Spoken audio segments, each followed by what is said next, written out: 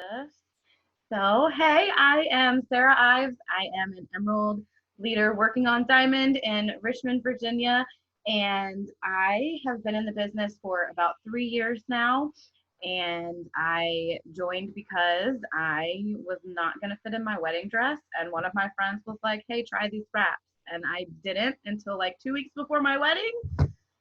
And then I was desperate and I tried these two wraps and I fit in my wedding dress. So I was like, oh, cool. So then I tried some other things. As a retail customer, I still wasn't trying any customer program or any of that. So I tried some other things as a retail customer and just fell in love with the business, fell in love with the company, fell in love with the compensation plan, the debt-free aspect of the company, the faith and family-based part of the company. And so I fell in love. And so here I am now, and I'm working on Diamond. And we are fortunate enough to have connections with other leaders in other teams and sideline sisters and all of those things. So we have Alicia with us tonight, and she's just going to give us a little bit of inspiration and answer some questions for us. And so I'm going to let her introduce herself to you guys and give you guys a little bit of her story. Hey, you guys. First of all, I want to know why your hair looks so good with the quarantine and the roots, and I have no color left. Anyways, I haven't done my hair since September. It's bad. Anyways, but I just want to thank you for asking me to come share real briefly about my story. I also have been here for about 3 years or so, coming up on 3 years here soon. And last year I hit triple diamond, so that's where I'm at right now. But you guys, when I started this business, I didn't even really want to do it. If I'm being completely honest. I was one of those girls that was like, I'm never doing a business like that. Naturally very shy. I'm a dominant green. I just thought I didn't have the personality or anything like that. And so I always said I would never do anything. But then my husband really wanted to lose weight, and he had asked me about doing this plan multiple times. And I was like, we just don't have the money. We were in full-time ministry, single income family. We were on WIC, we just didn't have any extra. And then it came up where it was discounted to join the business. And he said, well, why don't you just market the products and we can help pay for it? And I was really reluctant. I had 1,000,001 questions. My enroller almost told me just don't do it because you have too many questions and you just need to stop asking. But we decided to go ahead and jump in and just kind of see what happened. I didn't have a whole lot of high hopes, but I was willing to trust the process. I'm very much once I start something, I said I was going to do it for a year, I'm going to do it for a year. I'm not just going to sit on the sidelines. So I started using the products along with my husband. I was still nursing my son at the time, but within about 6 months, we both hit our goal. We've lost 176 pounds together and mostly maintained it. I mean, there's quarantine and stuff. So there's that, but we've lost a good amount of weight. And just by sharing our journey consistently every single day, we've been able to grow our business. And I'm so grateful because I thought maybe we'll pay for our products, but God had bigger plans. And not only were we able to help pay for groceries and preschool and stuff like that, but about a year ago, my husband lost his job. We're actually coming up on it in a week. That anniversary, so that's fun. But he lost his job. And so we literally went from, one ministry salary plus this was our only income, and it was able to still pay all of our bills. We were able to move back to the Richmond area close to family, which is how Sarah and I met. And then with the quarantine, my husband lost his income again, and it's well, we still have this. It's been the one constant consistently. So I'm very, very grateful for it, and I'm never going anywhere. Yeah, I love that. We've also been on an up and down journey of me losing jobs, my husband losing jobs. Luckily, my husband just started a job the week before all of this quarantine stuff started, and they're considered essential. So lucky for that. But yeah, we've been on an up and down journey of losing jobs and stuff too. And this has been the one consistent thing for me as well. And I just signed my husband up when they did the kit promo at conference. So Now we're getting 2 paychecks. Oh, it's worth Um, it. but yeah, let's get into, we know all of the things that we're supposed to do daily. We have, all of these lists and all of these chat groups and, pages and all of the things. So like, we know all of the things that we're supposed to do, but like underneath that, how do you consistently do them every day and, make that time to fit it in? And like, how do you just get up in the morning and get yourself to want to do it, and stay Right. consistent and do all the things all the time. Well, I will say I have many days where sometimes I just don't want to do some of the things. Like some things come easier to me than others. And sometimes I put things off. Okay, I'm human. But it's funny, like Sarah sent me these questions earlier, and I was like, this is literally something I just shared in my stories like yesterday. And so this is like perfect timing. Oh, I think I left it in the kitchen. Let me go grab it really quick and I'll show it to you guys. But I just started something new like in the last week or two that's really been helping me. And it's kind of like a mixture between calendar blocking and checklists. So especially as a green, like I love having a to-do list and checking it off. But on the same token, if I don't get my to-do list completely checked off, then I feel like a complete failure, even if I only miss like one thing. So I started something new that's really been helping. Let me go grab it real quick. Hold on just a second. Yeah, and while she's doing that, you guys, if you have questions for Alicia, or if anything stands out while we're chatting, or, if you have a question and want her to get a little bit deeper on something, we'll hopefully have a couple minutes at the end and we can get some questions answered or, fill in some more inspiration. Yes. Okay, so this, I don't know if you guys have ever done calendar blocking before, but basically you fill in your whole day. Like you plan out every 15, 30 minutes, hour, like however you want to do it, you fill out your whole day. And so I found this website a couple months ago. It's called scatteredsquirrel.com. And she has like 1,000,001 different kinds of calendars and checklists and to-do lists and things like that that you can print off. But the one that I use, it's landscape, but it has like, I fill it in 30-minute blocks. So what I do is I print it off. It's just a blank thing. And then I fill in the hours. So I have it go from like 6 to 11, 6 in the morning to 11 at night. And I can like type up a graphic and send to you, Sarah. So it's easy. Or actually I did a TikTok on it. I'll send you that video because it's really concise. But basically the first thing I do, you can see it over here. I fill in the like immovables. So like I have my husband's when he's at work, and then I put in like wake time for my kids, breakfast, lunch, nap time. Like sometimes I write it in like, this is so stupid. Like it's the same thing every day. It doesn't change, but that's where I'm spending my time. So I put those in first and I do color coordinate it because then at the end of the day, I can look and see where my time went, which is accountability for me too. But I put that in and then I put in the things that are specific to this week. So like I have down here, Sarah's team right there. So I have that scheduled in there, or like my team Zoom, different things like that I put in. But then what's really been the game changer for me is instead of just having a normal to-do list that I check off, I write the list down on the side. So whatever your like non-negotiables are, I have like posts, stories, one-on-ones, customer care, follow-ups, host a posts. I didn't put it on there, but like adding friends, TikTok, like whatever those different things are that you're going to be doing, even if it's not a daily thing, maybe it's like a once or twice a week thing. I just write the list, but then as I do it, I fill in the gaps. So like this starts on Monday. So Monday and Tuesday, obviously they're filled up, but Wednesday I have a lot of gaps. Now with my husband working, I'm home alone with 2 kids. Like obviously I can't work all of those times, but maybe I spent 30 minutes cuddling with them, but then the next 30 minutes I did a post and some stories.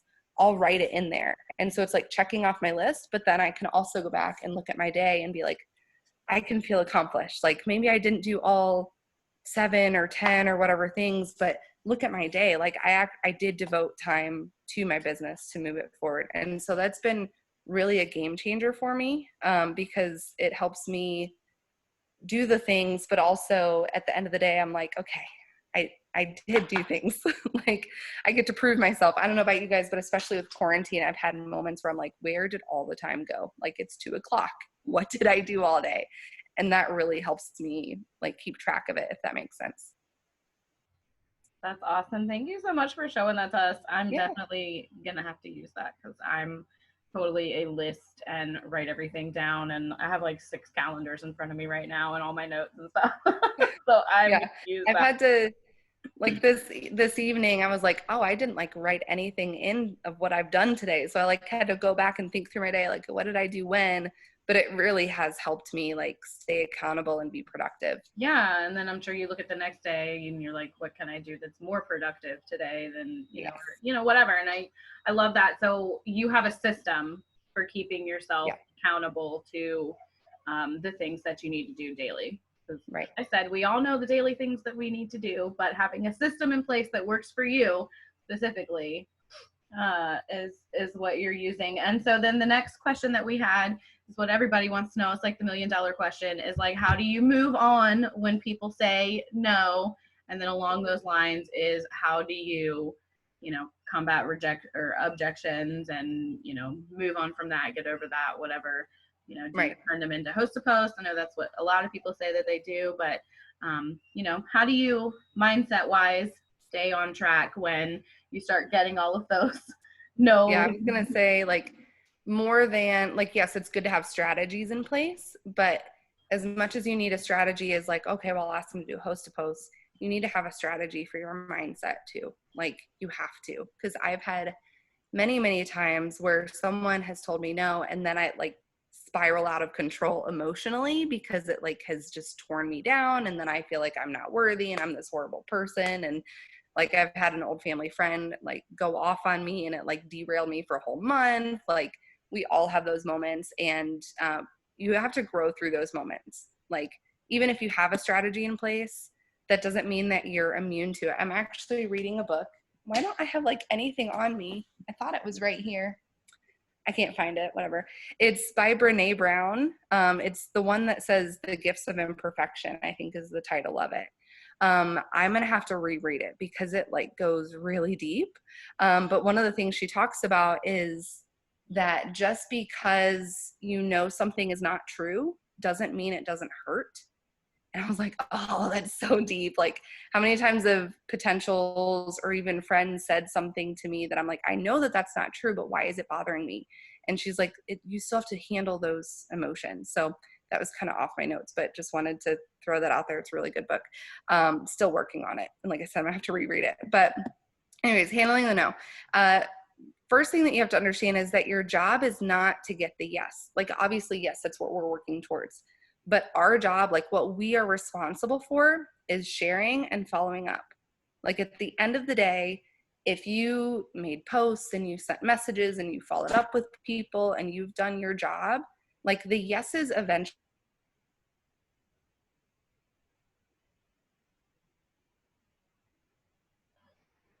Oh no. We lost her for a little bit. Let's see. Oh, there you are. Computer, but I'm back anyways. Okay. What was I saying? I'll just okay. So your job throughout the day is like to do the things you know to do and work on your mindset. At the end of the day, like we can't control who's going to say yes and who's going to say no. And so this is something, you guys, that I just learned in the last few months. Like at the end of the day, that's why having this is so important for me, because I can look and say, I've done my job. And I can't control if I get 0 yeses or if I get 20, which if I had 20 enrollments in a day, good Lord, that would be so awesome. Never had that happen. Okay. But seriously, like you put in the work and you do what you are in control of. We can't control how people answer. And so that piece, we have to give that over to God and be like, you got this. I know that with consistency, I'm going to keep showing up. I'm going to keep doing my part. And eventually the right people will come into my business. And there has to be a level of trust there. It's not always easy. I will tell you that. Specifically speaking for objections, I always relate with them because I know that was me. Like I said, I had 1,000,001 questions. So I was the person that had 1,000,000 objections. And if my enroller at the first objection was like, oh, she just doesn't want to do this and gave up on me, like I wouldn't be here. When my husband lost his job, I don't know where we would be because I wouldn't have had this, right? And so the way that I look at it is like when someone has an objection, like, oh, I just don't know if I have the right personality for this. They have not said, no, don't ever ask me again, and blocked you. They've just said, I don't think I have the time. What they're really saying is, or no, I just said time, personality, whatever. Doesn't matter what the objection is. But whatever they come at you with, they're not saying, well, I'm never going to do this. It's almost like they're asking for you to help them work through it and find that solution, because they are not being solution minded in that moment. Like, it's our knee-jerk reaction to say no to people, right? So I would say, first of all, know that you need to be solution minded and help them work through a solution. But also, I wish I could remember which podcast it was. I think it was an Ed Milet podcast that I listened to, one of the episodes. It talked about going for the no. Whoever it was interviewed this negotiator person. And he basically said that because people's knee-jerk reaction is no, then you phrase the question in such a way that their no is actually a yes, if that makes sense. It's really kind of complicated, but if you get it, like you get it. Sometimes it's a little tricky. I'm trying to think of an example and I can't think of one. But like for instance, if someone said, hey, can I come over? Well, quarantine aside, don't think about quarantine, normal everyday life. Hey, can I come over tonight? Your knee-jerk reaction is like, well, no, like we are like, you don't really have a reason. You're just like, well, no. Instead of saying, hey, would it bother you if I came over tonight? The answer is still no, but really it's like, oh no, I don't mind. Like, it's a completely different feeling, even though the answer is still no, but the way that the question was asked is a little bit different. So that's always a little trick that you can use as well. And the other thing that I was going to mention is, if you see that you're still getting the same objections over and over and over again, start marketing to those objections. Like, if you have people, time probably isn't the biggest one right now. I don't know. Like, some people have more time because of quarantine. Some people have less because of kids. But like, let's say that time is the constant objection. We'll start showing your network how you're able to fit this into your life, even though you're busy. So like for me, it might be like showing me and the kids doing something, and I'm so glad that I'm able to fit this business in. I get to work my business and be with my kids. Like, you can fold those two together. So whatever those constant objections that you're getting, start marketing to those and show how you're able to have that solution in the midst of that, if that makes sense. Yeah, that definitely does make sense, because everyone is looking for something to relate to. And so if you're putting out there in the forefront what they are, worried about, they're going to be able to relate to that and connect with that. So I love that. That's a good tip. And then how do you keep your mindset? Like, once you've gotten your mindset, we all know that, before you're going to get to diamond, you have to have a diamond mindset, or you have to have a double diamond mindset, or whatever. So once you get your mindset to the first step, because there's never an end to your mindset growing. So once you get your mindset to the first step, how do you maintain that daily and even get to the next step in mindset? The biggest thing with this is that it's not like a race and you get to the finish line and you're like, oh sweet, I have that mindset, now I'm good to go. Like, it's not a one and done. It is a constant thing, just like losing weight or building muscle. Like, you can't say, oh, I hit my goal weight, I'm going to stay here the rest of my life. Like, no, it doesn't work that way. I wish it did. Or like building muscle. Oh, sweet, I, went to the gym and now I'm good. I'm going to be strong for the rest of my life. Like, it doesn't work that way. And your mind is the same. Like, your brain, your mind is a muscle, and it needs that constant growth. And there have been times where I've like had a breakthrough moment and like I've really gotten it with my mindset. But then I've also had moments later where I'm like, I thought I already learned this. Like, what's my problem? And it's because you need that constant reminder and that constant growth. There was actually a Zoom I was on recently, and something that Joel Dunn said was, think of it like a marriage. It's the same kind of thing. Like, the goal isn't, okay, now we're married, we had our wedding, and you're you're set. Like, no, the finish line, so to speak, is till death do us part. Like, it's a constant thing. It's not, okay, I did it, I'm done, this part of my mindset's good, let me move on to the next thing. Like, you've got to do that constant development. And so having those books that you're reading, having, maybe you have a journal, maybe you have to revisit your journal from a year ago and be like, okay, I need to relearn some of these things.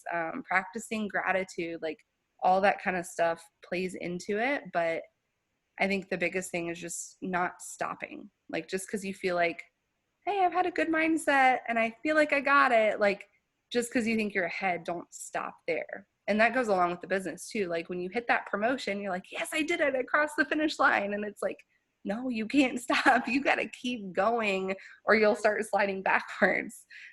So keeping that consistency every single day, super important.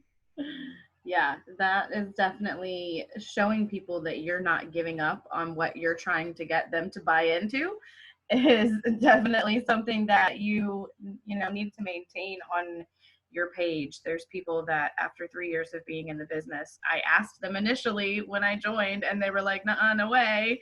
And now they're messaging me, like, "Hey, I've seen how much weight you've lost. And you're still going, so can I get in on that?" It's all about Yep. staying consistent and having those systems. So like everything that you've shared is that you have a system for how to make sure that you're getting your work done, and you have a system for keeping your mind the right way. And there's systems that we have in place as a team that work for the business building, but the only people that can do the mindset work are you guys. You have to maintain that on your own. Is there any last little tidbits, nuggets, little, anything you want to share? I think a couple things. First of all, it's okay to not have it all together. Like, I don't have it all together pretty much every day. Like, I had a moment today. I had a lot of moments yesterday where I had to just like sit and cry and let it out and know that that's okay. Part of that book I'm reading right now talks about how when you try to block out your negative emotions, like, your body doesn't know the difference between negative and positive emotions. It just knows emotions. So if you're trying to block out the negative emotions, you're blocking out the joy too. And that's something that I'm like actively learning, because in the last less than 10 years of marriage, we've lived in like 5 states and like 12 houses. And there's just been a lot of stuff happen. And I'm realizing as I'm reading this book, like, I've been putting up these walls, and instead of taking the time to like heal, I've been blocking myself from things good and bad. And it's okay to not have it all together. And it's scary to be vulnerable, but it is so worth it in the long run, even though it can be painful. So I just wanted to throw that out there. But the other thing I would say is have fun. Like, this business is supposed to be fun. If you're not having fun, find a way, like, get on TikTok, laugh a little, take a little bit of pressure off. Like, I get it. We've had those moments where I'm like, this has to work or else I don't know how I'm going to pay my mortgage. Like, I've had those moments, but at the same time, like, it's supposed to be fun. Like I mentioned earlier, you can only control what you can control, and the rest you just have to trust. Like, you just got to let it go. Just do your part and trust that the right people are going to show up at the right time. Like, maybe you've signed 10 distributors and none of them have done a single thing, but then in the next week, you're going to sign someone who's just going to come in and get it. And they're going to get their shopping spree right away. And they're going to promote to Ruby. And then they're going to go Emerald. And before you know it, now you're a double diamond, because you had that one person, because you didn't give up. You had that one person who was the right person for your team. And it just wasn't the right time yet.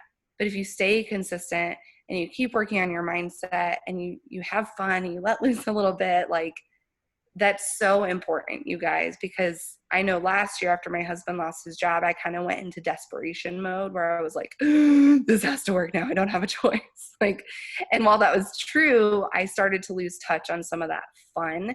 And I had to learn how to like bring some of that fun back into it. And at the end of the day, like, again, this calendar comes into play, but like, you shouldn't be spending 6 to 7 hours just solid working. Like, I'm able to work this business in the few little 15, 30-minute blocks throughout my day and still be successful. And in the other times, I put my phone down, I don't even look at it, and I go spend time with my kids. And that's healthy, and that's really important that you learn to be able to do that. Now, I'm not saying it's okay to just not work your business at all. Like, you got to feed your business like you feed your babies. Okay. It's important that you are consistent every single day, but also know that you got to be consistent in putting it down and being human and taking care of yourself and taking care of your family and things like that. I love it. Thank you so much Of for all course. your little nuggets. So you guys just make sure that you're pouring into yourself and giving yourself the things that you need so that you can keep pushing through those objections and the hard times, and have those systems in place and use the systems that our pack has out there. I didn't see any more questions in the chat. So thank you, Alicia, so Of much. course. I will have this recording out when it's done, and I will make sure everybody gets it. So everybody have a And great I'll send you that video that I mentioned too with Yeah. the calendar thing so you guys can see it. Yeah, send me that and I'll share it with everybody too. Cool deal. All right, thank you. Awesome. Of course. Bye. Thank you. Have a good Bye. night.